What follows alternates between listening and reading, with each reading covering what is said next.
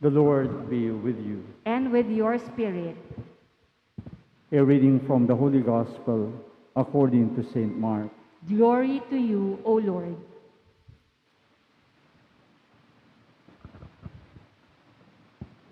The disciples had forgotten to bring bread, and they had only one loaf with them in the boat. Jesus enjoined them, "Watch out, guard against the leaven of the Pharisees and the leaven of Herod." They concluded among themselves that it was because they had no bread. When he became aware of this, he said to them,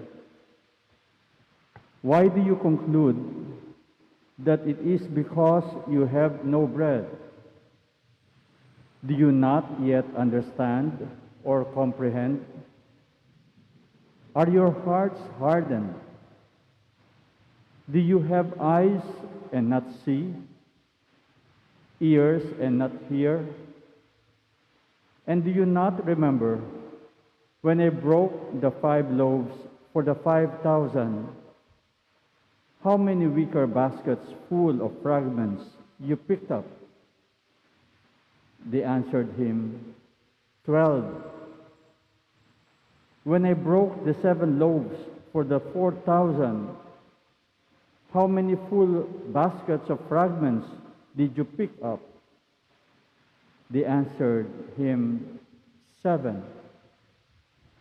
He said to them, "Do you still not understand?" The Gospel of the Lord. Praise to you, Lord Jesus Christ. Please be seated.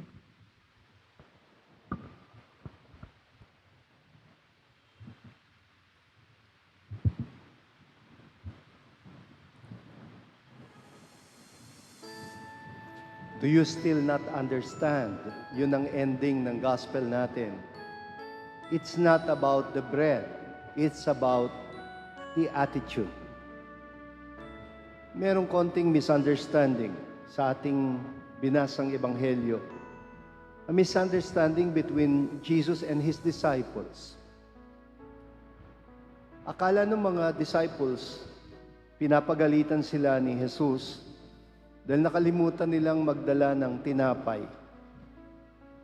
Actually, meron naman silang dalang tinapay, but just 1 loaf of bread. The question is, nakalimutan ba talaga nila? Or is it possible that they deliberately did not bring some bread with them? Ako, palagay ko, sinadya nila talaga. And I think Jesus was upset with them because they were starting to get presumptuous that the people they will serve would feed them anyway. After all, ang kasakasama nila ay preacher na, healer pa, exorcist pa, rolled into one in Jesus. Tapos, He did not even charge for His services. Siguro, sabi nila, hindi naman siguro kalabisan na at least pakainin naman nila tayo. Yung mga nagbe-benefit sa ministry ni Jesus. Beneficiaries na nga sila.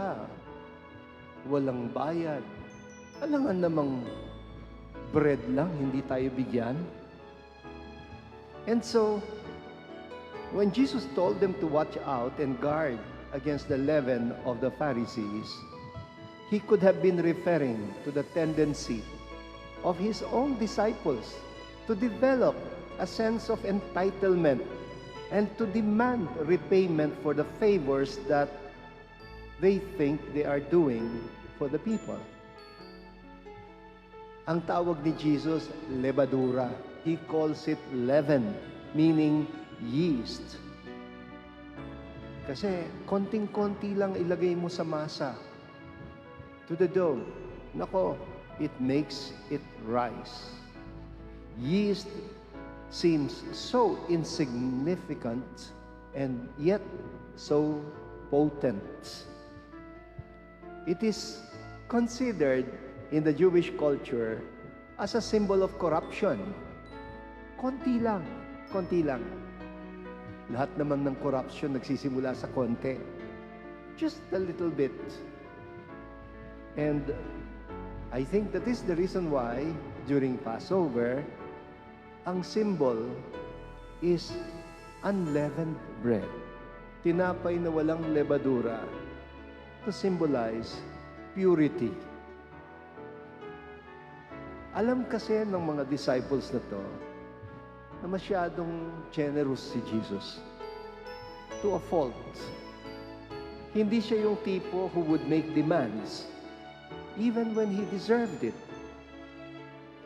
Remember the context of the two stories of the feeding of the multitude, yung binabanggit ni Jesus later in the conversation.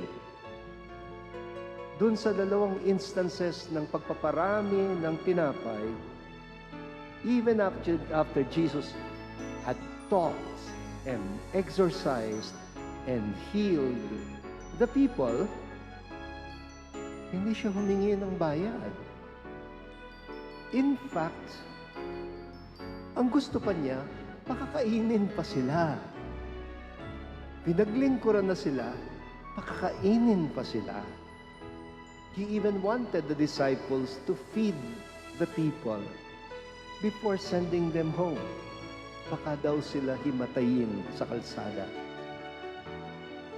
Palagay ko, alam ni Jesus that most of these people who came to Him were from among the poorest of the poor. And so when the disciples suspected that the issue behind the reaction of Jesus was bread, well, Jesus reminded them that bread was never an issue, even during those times, that they had only 5 loaves for 5,000 people. He even reminds them how they actually ended up with 12 baskets of leftovers. 5 pirasong tinapay, 5,000 pinakain, 12 baskets ang tira-tira. Or that time when they had 7 loaves of bread for 4,000 people, they even ended up with 7 baskets of leftover. So, why should it be a problem that they had only 1 loaf of bread with them? Obvious ba? No. The issue is not the bread, but the attitude. Remember what the disciples said. When Jesus asked them to give the people something to eat, noon pa man may attitude na itong mga disciples. Remember how they immediately counted the cost? You mean to say, we're going to spend so much money just to feed all of these people? They counted the cost. And they said, wala naman tayo kundi 5 loaves. They dismissed it as nothing. The 5 loaves and 2 fish that they had with them. It is this attitude that Jesus calls the leaven of the Pharisees and the leaven of the Herodians. As far as Jesus was concerned, even 1 loaf of bread is enough for 1,000 people if they had a good attitude and a generous heart. But even 1,000 loaves of bread would not be able to feed everyone if they allowed the yeast of bad attitude and a sense of entitlement to corrupt them the way it corrupted the Pharisees and the Herodians.